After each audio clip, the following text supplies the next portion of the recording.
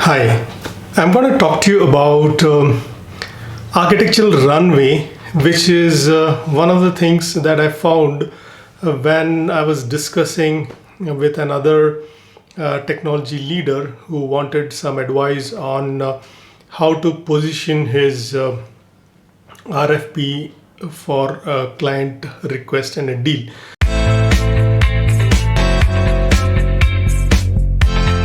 Mentioned, and it's actually a word that is quite popular in the SAFe framework, which is a scaled agile framework, which is actually becoming quite prominent in a lot of companies. As per industry estimates, 80% of the industry is using SAFe for large scale enterprise agile transformations and projects. So architectural runway is a metaphor. If you haven't watched the video on what's a metaphor, do watch that. So I'll link it up down below.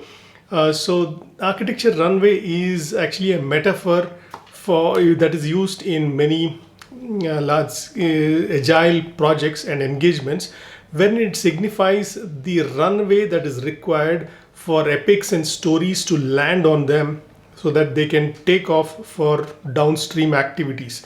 So just like planes need a good runway to take off, similarly, epics and stories need architectural support by means of the runway without excessive redesign and refactoring, and it should be a quick way to churn out the features that are expected out of the architecture.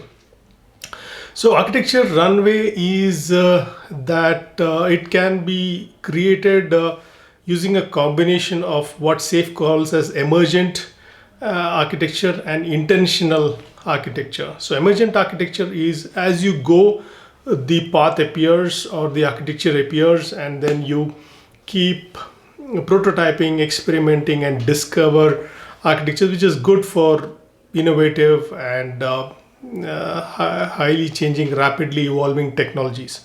But at the same time, the architecture has to be intentional as well, which means you need to talk to various related teams to make it happen, so that you have the cross dependencies sorted out, and then you have the architecture runway ready so that your epics and stories can land on them, and then they can take off as and when they come.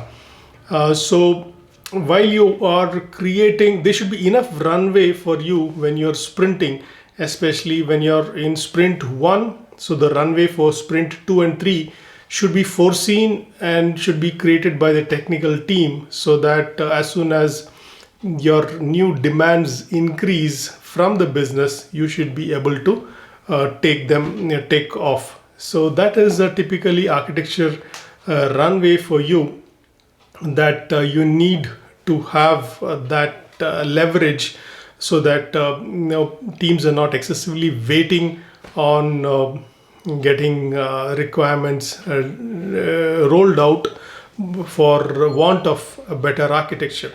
So it so happens that there is at times you have this base zero sprint and things like that. So when you actually are about to sprint, you allocate a separate sprint called a base zero sprint. Therein you are actually creating the backbone or the infrastructure required for the project to keep sprinting. So your runway is something similar to that. So without excessive redesign or refactoring, you are able to create an architecture pathway that is required for you to start sprinting as you gain enough momentum and cadence. So you could actually have this in large scale projects. You could have it in medium sized projects also. And one important thing to remember here is when it scales up at large enterprises, then your architecture runway should accommodate regulatory features. It should accommodate compliance features, governance features, a lot of other things that comes all along with the larger scaled enterprise and setups. So the runway is better facilitated if you're using DevOps or DevSecOps and continuous delivery pipeline. So as the rate at which you're churning code, the architecture support should be equally there to help you roll out the other features. And if you're doing that, that's typically architecture runway for you. So this is a short take on what architectural runway means. Actually, I was talking to one of a senior technology leader who wanted some coaching and mentoring help on answering his RFP, and then we came across this. And so here is presenting you what's a runway from the safe agile world for you. So stay tuned for more such tips and